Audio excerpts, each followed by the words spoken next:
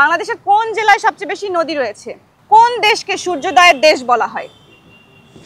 10, 9, 8, 7। বাংলাদেশের কোন জেলায় সবচেয়ে বেশি নদী রয়েছে? একটু চিন্তা করেন, নাকি আমি ক্লু দিব? হেল্প করব? হ্যাঁ, ক্লু দিতে আচ্ছা, সেই জেলার মানুষ নিজেদের জেলাকে বিভাগ হিসেবে চায়। নোয়াখালী। Congratulations, congratulations. ওকে, আচ্ছা, এটা তো আমি একদম বলেই দিছি উত্তরটা, তাই না?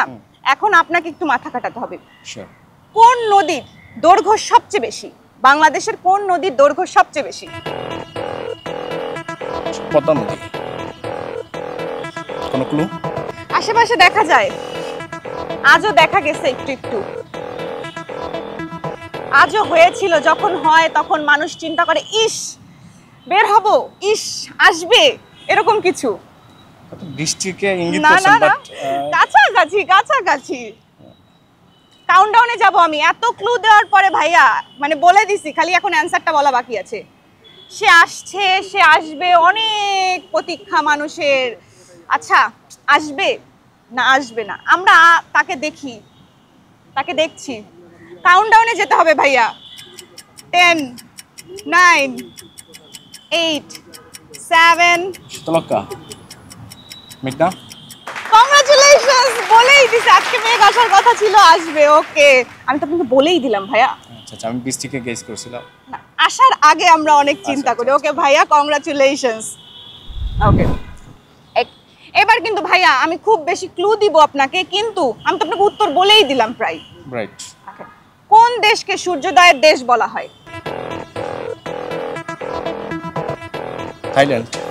না, সেই দেশের মানুষ খুব শার্প, খুব ইন্টেলিজেন্ট, এবং মজার ব্যাপার হলো আপুরা বুঝতে পারবে, তাদের দেশের স্কিন কেয়ার প্রোডাক্ট গুলা জোস, তাদের স্কিন অনেক জোস। আরেকটু কাছাকাছি। থাইল্যান্ড না, কোরিয়ান স্কিন প্রোডাক্ট গুলো ভালো, কিন্তু তাদের স্কিন গুলো অনেক সুন্দর হয়, তারা অনেক শার্প, অনেক ইন্টেলিজেন্ট। আচ্ছা, চায়না।